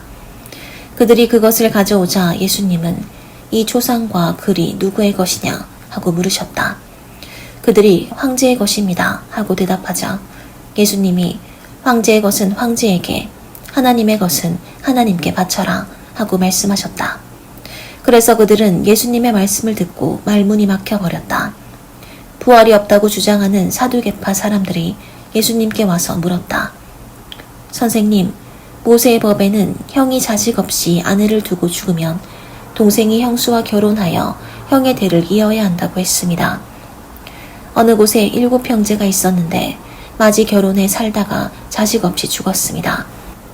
그리고 둘째가 형수와 살다가 자식 없이 죽고 셋째도 그랬으며 7이 모두 그렇게 자식 없이 죽고 맨 나중에 그 여자도 죽었습니다. 이렇게 7형제가 모두 한 여자와 살았으니 부활 때 그 여자는 누구의 아내가 되겠습니까? 그래서 예수님은 그들에게 이렇게 대답하셨다. 너희가 성경과 하나님의 능력을 모르기 때문에 잘못 생각하고 있는 것이 아니냐. 사람이 죽었다가 다시 살아날 때는 장가도 시집도 안 가며 하늘의 천사들과 같이 된다. 너희는 죽은 사람들의 부활에 대하여 모세의 떨기나무 기사에서 하나님이 모세에게 나는 아브라함의 하나님, 이삭의 하나님, 야곱의 하나님이다 라고 하신 말씀을 읽어보지 못했느냐. 하나님은 죽은 사람들의 하나님이 아니라 살아있는 사람들의 하나님이시다. 너희는 크게 잘못 생각하고 있다.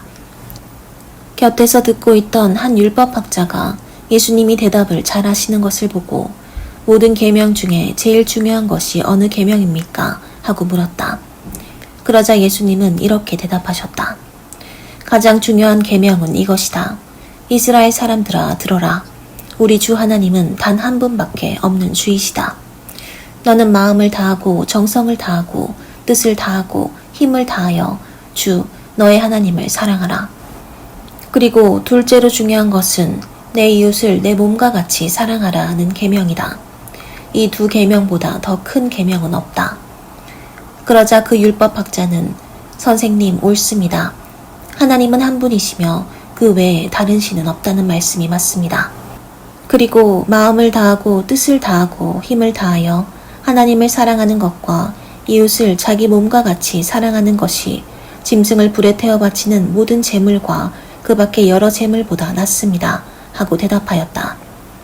예수님은 그가 지혜롭게 대답하는 것을 보시고 너에게는 하나님의 나라가 멀지 않다 하고 말씀하셨다. 그 후부터는 감히 예수님께 묻는 사람이 없었다.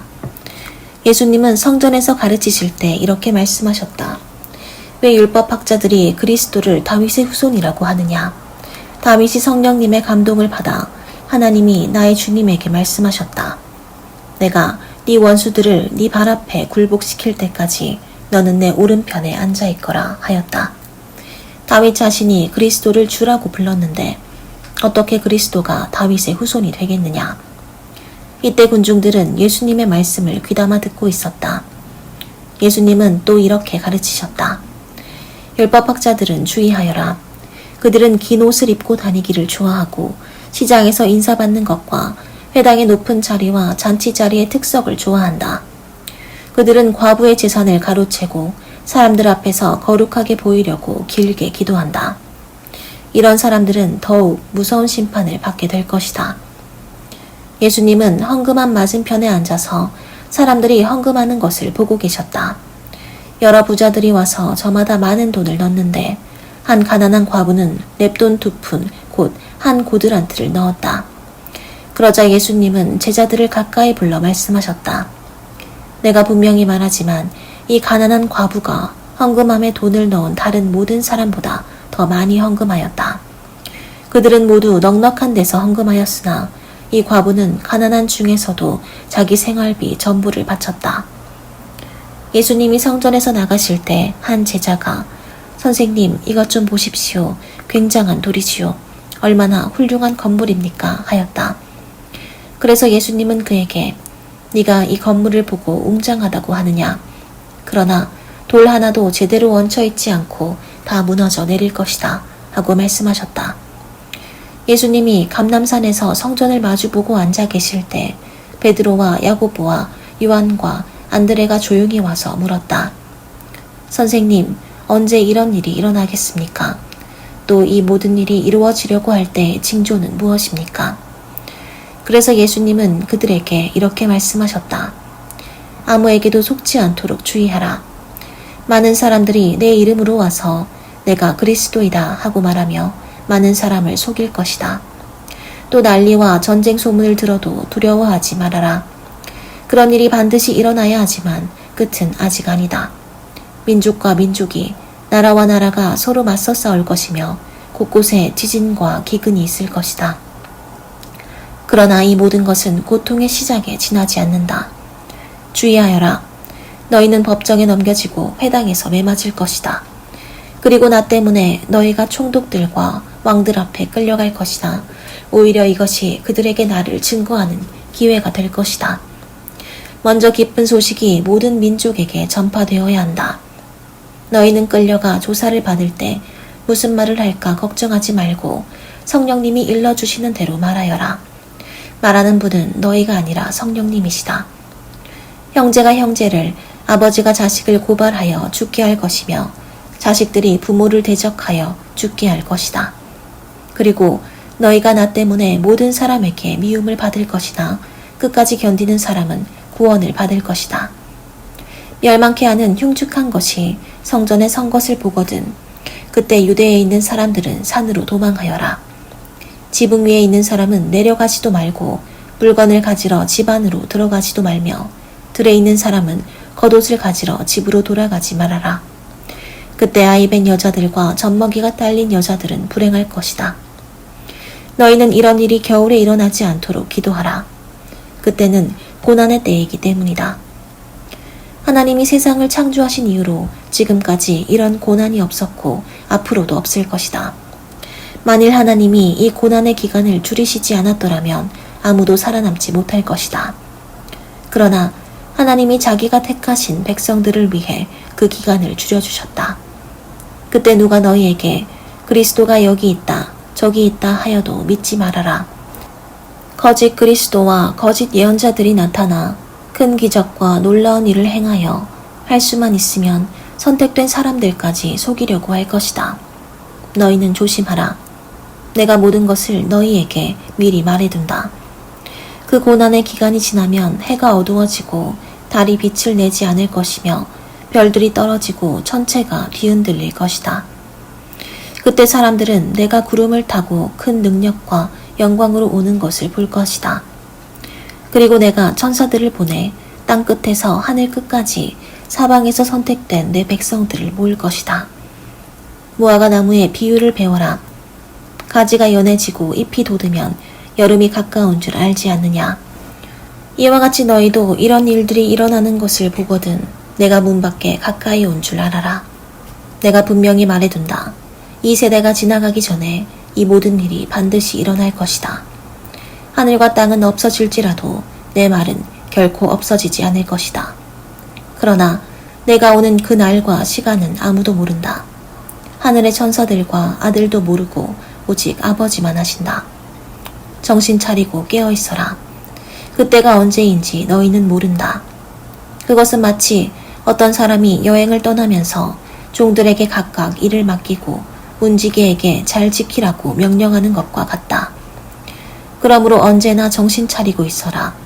집주인이 돌아올 시간이 저녁일지 밤중일지 닭 울 때일지 새벽일지 어떻게 알겠느냐. 그가 갑자기 와서 너희가 자는 곳을 보지 않게 하라. 내가 너희에게만 아니라 모든 사람에게 말한다. 깨어 있어라. 이틀이 지나면 유월절과 누룩 넣지 않은 빵을 먹는 명절이었다.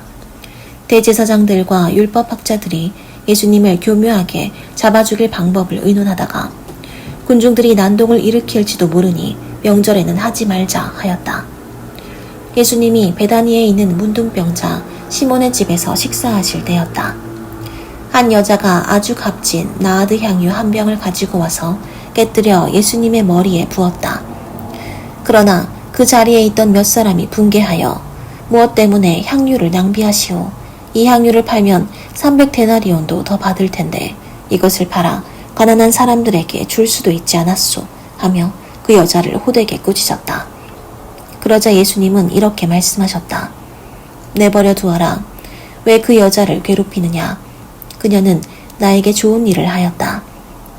가난한 사람들은 항상 너희와 함께 있으니 마음만 있으면 너희가 언제든지 도울 수 있다.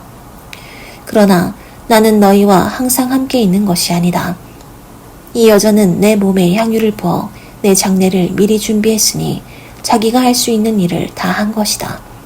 내가 분명히 말해둔다. 세상 어디든지 복음이 전파되는 곳에는 이 여자가 한 일도 알려져서 사람들의 기억에 남을 것이다. 그때 12제자 중에 하나인 가룟 유다가 대제사장들에게 가서 예수를 팔겠다고 제안하자 그들은 듣고 기뻐하며 돈을 주기로 약속하였다. 그때부터 유다는 예수님을 넘겨줄 기회를 찾기 시작하였다. 누룩 넣지 않은 빵을 먹는 명절인 무교절의 첫날은 유월절 양을 잡는 날이었다.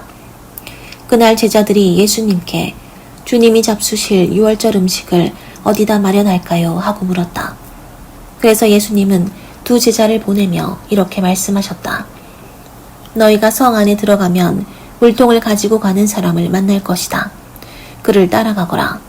그리고 그가 들어가는 집 주인에게 우리 선생님이 제자들과 함께 유월절 음식을 먹을 방을 알아보라고 하셨습니다. 하여라. 그러면 잘 준비된 2층 넓은 방으로 안내할 것이다. 거기서 준비하도록 하여라. 제자들이 성 안에 들어가 보니 예수님이 말씀하신 그대로였다.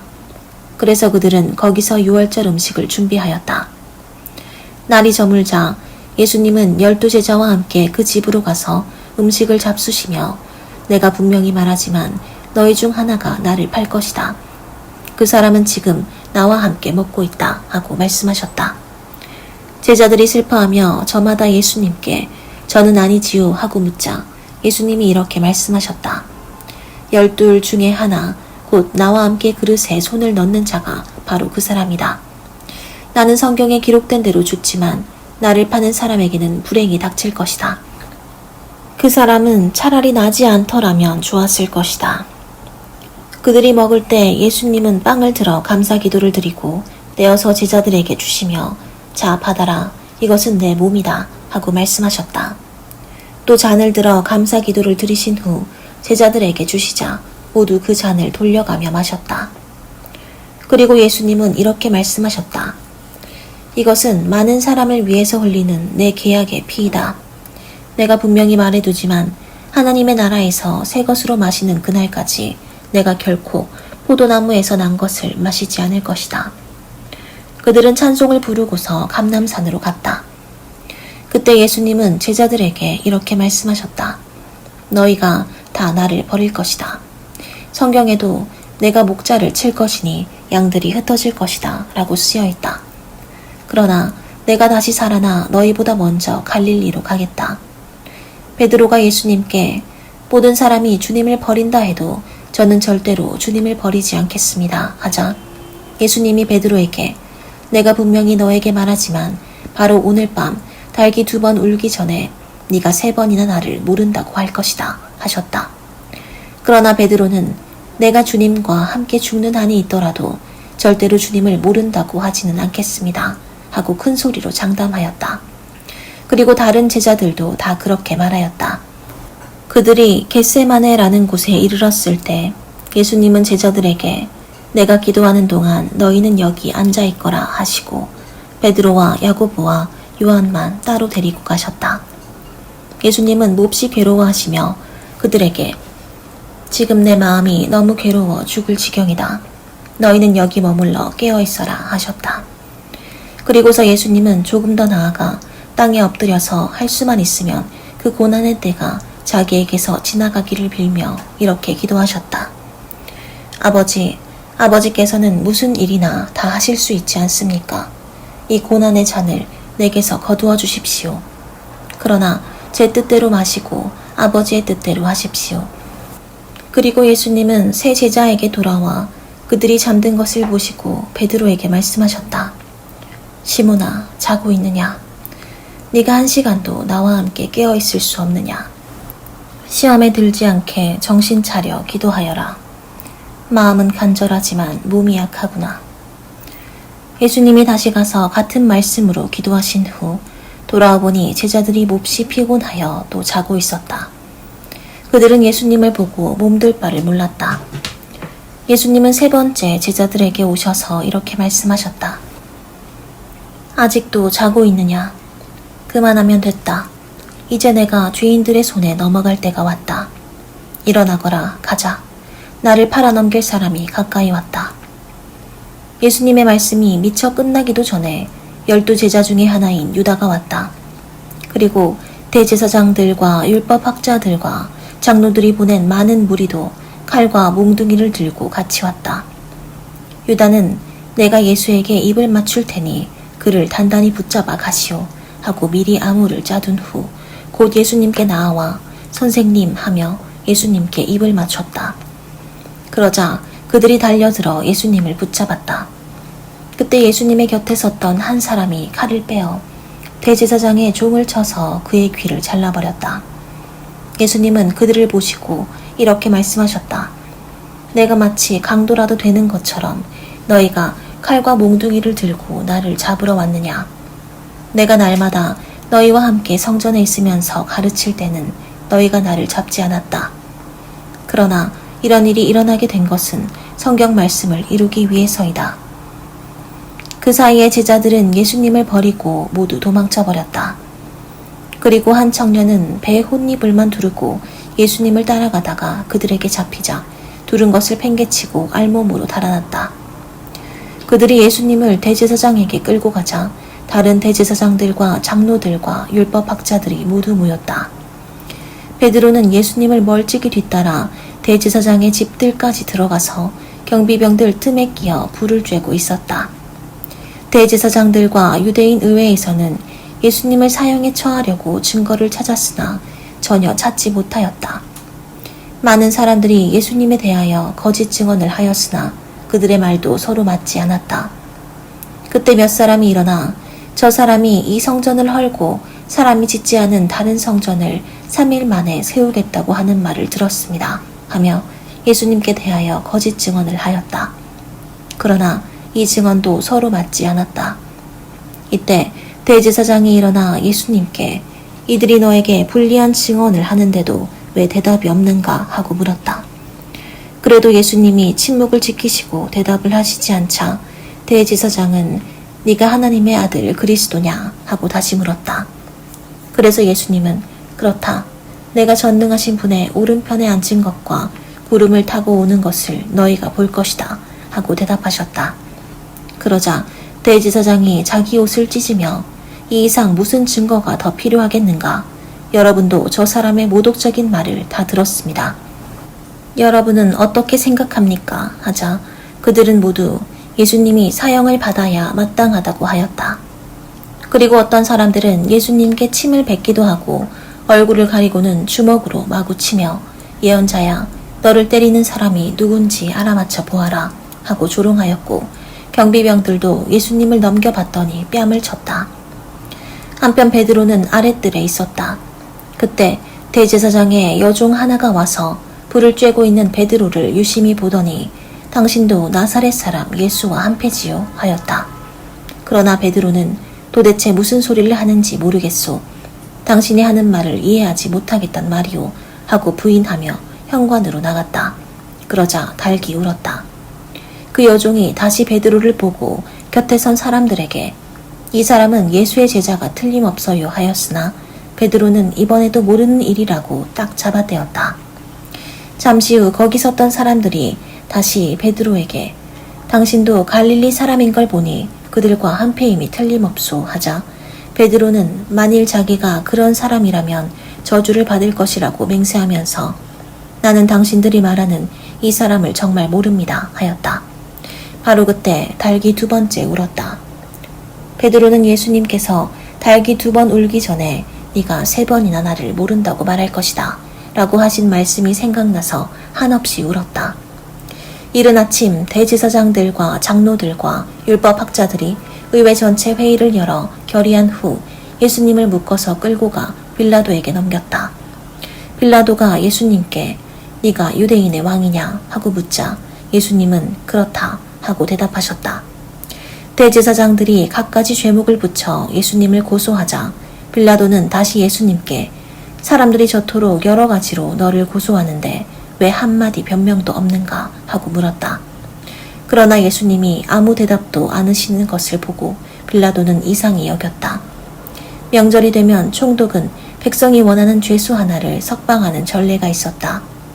마침 폭동을 일으키고 살인한 죄로 갇혀있는 폭도들 중에 바라바라는 죄수가 있었다.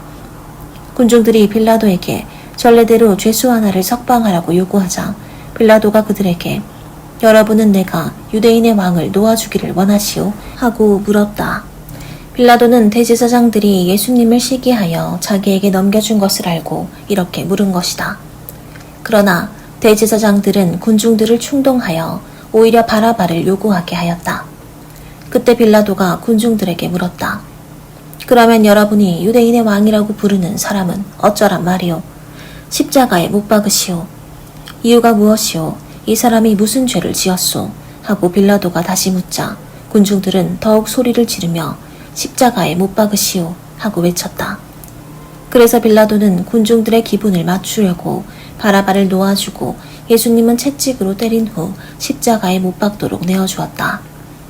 군인들은 예수님을 총독의 관저 안에 있는 군 본부로 끌고 가서 온 부대원을 모으고 예수님께 자주색 옷을 입힌 다음 가시관을 엮어 머리에 씌우고서 경례하며 유대인의 왕 만세 하고 외쳤다.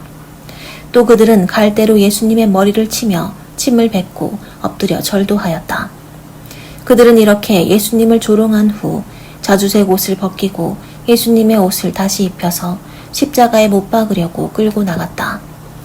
마침 알렉산더와 루포의 아버지 구레네 사람 시몬이 시골에서 올라오는 길에 그곳을 지나가고 있었다. 군인들은 그를 보고 강제로 붙잡아 예수님의 십자가를 지고 가게 하였다. 그들이 예수님을 끌고 해골터로 알려진 골고다로 가서 모략을 탄 포도주를 마시라고 예수님께 드렸으나 받지 않으셨다. 그들은 예수님을 십자가에 못 박고 나서 제비를 뽑아 그분의 옷을 나눠 가졌다. 예수님이 십자가에 못 박히신 때는 오전 9시경이었다. 예수님의 죄명이 적힌 죄패에는 유대인의 왕이라고 쓰여 있었다. 그들은 또 예수님과 함께 두 강도도 십자가에 못 박았는데 하나는 예수님의 오른편에 하나는 왼편에 매달았다. 지나가던 사람들도 머리를 흔들며 야 성전을 헐고 3일 만에 짓겠다는 자야 네 자신이나 구원하고 십자가에서 내려오너라 하고 조롱하였다. 대제사장들과 율법학자들도 그와 같이 예수님을 조롱하며 남은 구원하면서 자기는 구원하지 못하는군. 이봐 이스라엘의 왕 그리스도야 당장 십자가에서 내려와 보아라. 그러면 우리도 믿겠다 하였고 함께 못 박힌 강도들까지도 예수님을 욕하였다. 낮 12시가 되자 온 땅에 어둠이 뒤덮이더니 무려 3시간 동안 계속되었다. 오후 3시에 예수님은 엘로이 엘로이 라마 사박다니 하고 크게 외치셨다. 이 말씀은 나의 하나님 왜 나를 버리셨습니까? 라는 뜻이었다. 곁에 서 있던 사람 중에 어떤 이들은 이 말을 듣고 저것 봐 엘리야를 부르잖아 하고 말하였다. 그때 한 사람이 달려가 해면을 신 포도주에 적셔 갈대에 꿰어다가 예수님의 입에 대며 엘리야가 와서 내려주나 보자 하였다. 예수님이 큰 소리를 지르시고 숨을 거두시자 성전 휘장이 위에서 아래까지 둘로 찢어졌다. 그러자 지켜섰던 장교는 예수님이 이렇게 숨을 거두시는 것을 보고 이 사람은 정말 하나님의 아들이었구나 하였다. 그리고 여자들도 멀리서 바라보고 있었다. 그들 가운데는 막달라 마리아, 작은 야고보와 요셉의 어머니 마리아, 그리고 살로메가 있었다. 그들은 예수님이 갈릴리에 계실 때 따라다니며 섬기던 여자들이었다. 그 밖에도 예수님을 따라 예루살렘에 함께 올라온 여자들도 많이 있었다. 그날은 안식일 전날, 곧 안식일을 준비하는 금요일이었다. 그래서 날이 저물자 아리마대 사람 요셉은 용감하게 빌라도를 찾아가서 예수님의 시체를 요구하였다. 그는 덕망 높은 의회 의원이며 하나님의 나라를 기다리는 사람이었다. 빌라도는 예수님이 벌써 죽었을까 하고 미심쩍어서 장교를 불러 알아본 후에 요셉에게 시체를 내어주었다. 요셉은 예수님의 시체를 내린 후 준비한 고운 모시천으로 싸서 바위를 쪼아내어 만든 무덤에 넣고 큰 돌을 굴려 입구를 막았다. 이때 막달라 마리아와 요셉의 어머니 마리아는 예수님의 시체를 넣어둔 곳을 지켜보고 있었다. 안식일이 끝난 저녁에 막달라 마리아와 야고보의 어머니 마리아와 살로메는 예수님의 시체에 바를 향료를 사두었다. 안식일 다음날 동틀 무렵에 그들은 무덤으로 가면서 무덤 입구에 막아둔 돌을 누가 굴려줄까 하며 서로 걱정하였다. 그러나 가서 보니 그 큰 돌이 이미 굴려져 있었다.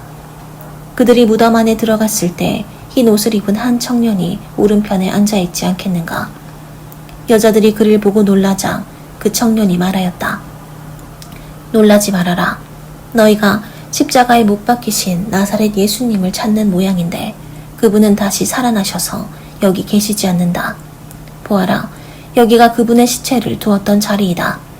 너희는 제자들과 베드로에게 가서 예수님이 전에 말씀하신 대로 그들보다 먼저 갈릴리로 가서 거기서 그들을 만날 것이라고 알려주어라. 여자들은 무서워 떨며 정신없이 무덤에서 도망쳐 나왔으나 겁에 질려 아무에게도 말을 못하였다. 안식일 다음 날인 일요일 이른 아침에 예수님은 부활하셔서 전에 7 귀신을 쫓아내주신 막달라 마리아에게 먼저 나타나셨다. 마리아는 슬픔에 잠겨 울고 있는 제자들에게 가서 이 사실을 말했으나 그들은 예수님이 살아나셨다는 것과 마리아에게 나타나셨다는 말을 듣고도 믿으려 하지 않았다. 그 후 2 제자가 시골로 내려가고 있는데 예수님이 다른 모양으로 그들에게 나타나셨다. 그래서 그들이 돌아가서 이 소식을 다른 제자들에게 알렸으나 그들은 이 말도 믿지 않았다. 그 후에 11 제자가 식사하고 있을 때 예수님이 나타나서 그들의 믿음 없는 것과 또 완고하게 고집을 피우며 자기가 살아난 것을 본 사람들의 말을 믿지 않는다고 그들을 책망하셨다. 그리고 나서 예수님은 그들에게 이렇게 말씀하셨다. 너희는 온 세상에 나가 모든 사람에게 기쁜 소식을 전파하여라. 믿고 세례를 받는 사람은 구원을 받고 믿지 않는 사람은 죄인으로 단정될 것이다. 믿는 사람들에게는 이런 기적들이 따를 것이다. 그들이 내 이름으로 귀신을 쫓아내고 배우지 않은 새로운 말을 하고 뱀을 만지거나 어떤 독을 마셔도 해를 입지 않으며 병든 사람에게 손을 얹으면 나을 것이다. 주 예수님은 말씀을 마치시고 하늘로 올리워 가셔서 하나님 오른편에 앉으셨다. 제자들이 나가서 이 기쁜 소식을 널리 전하자 주님께서는 그들과 함께 하셔서 그들에게 따르는 기적으로 그들이 전하는 말씀이 사실임을 확증해 주셨다.